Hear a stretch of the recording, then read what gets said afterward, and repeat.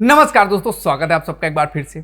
आज हम डिस्कस करेंगे संविधान का आर्टिकल नंबर 225 यानी कि हाई कोर्ट का ज्यूरिडिक्शन कहां तक काम करेगा।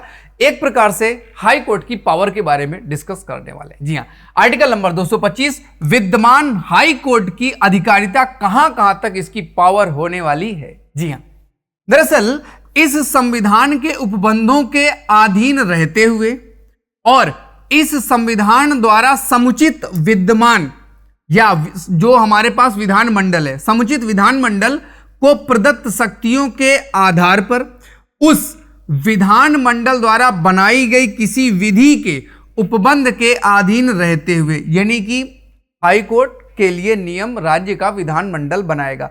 विधानमंडल मतलब अगर एक वाला है तो केवल विधानसभा, दो वाला है तो विधानसभा, विधान परिषद और राज्यपाल मिलकर बनाएंगे।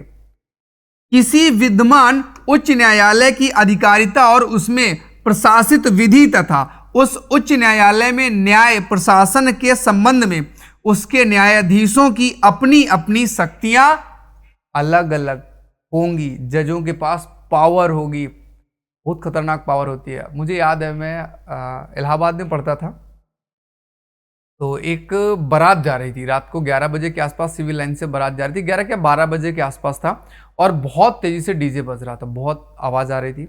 तो अपने यहाँ डीजे का मतलब साउंड वगैरह का शादी में 10 बजे तक का टाइम है, 10 बजे के बाद आप डीजे वगैरह नहीं बजा सकते। तो वो सर्किल ऑफिसर जो था उसको रातों रात सस्पेंड कर दिया जज ने। उसी सुबह न्यूज़पेपर में पता चला, ओह मैं सस्पेंड हो गया। सस्पेंड क्यों हुआ?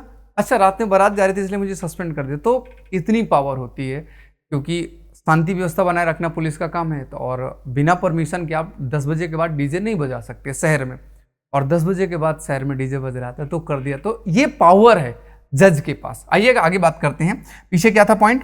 पीछे पॉइंट था अपनी शक्तियां होंगी किसकी? उसके न्यायाधीश, हाई कोर्ट के जजों की अपनी शक्तियां होंगी और जिनके अंतर्गत न्यायालय के नियम बनाने की शक्ति तथा उस न्यायालय और उसके सदस्यों की बैठक का, चाहे वे अकेले बैठे या खंड न्यायालय में बैठे, विनियमन करने की शक्ति है, वही होगी जो इस संविधान के प्रारंभ से ठीक पहले कोर्ट के पास थी।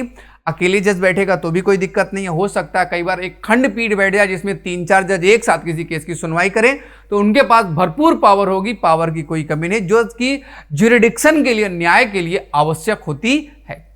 परंतु राजस्व संबंधी अथवा उसका संग्रहण करने आदिष्ट, इसके अलावा या किसी किए गए कार्य संबंधी विषय की बाबत होते हुए उच्च न्यायालय में से किसी भी आरंभिक अधिकारिता का प्रयोग इस संविधान के प्रारंभ से ठीक पहले जिसे किसी निर्बंधन के अधीन था, वह निर्बंधन ऐसी अधिकारिता के प्रयोग को ऐसे प्रारंभ के पश्चात लागू नहीं होगा। जो पहले पावर गड़बड़ थी उनको सबको हटा दिया जाएगा, अभी नई प्रकार की पावर मिल जाएगी।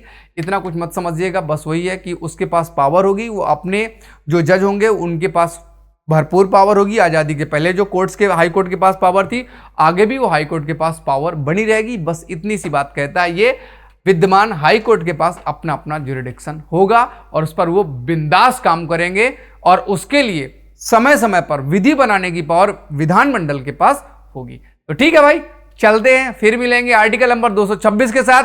तब तक के लिए जय हिंद, जय भारत।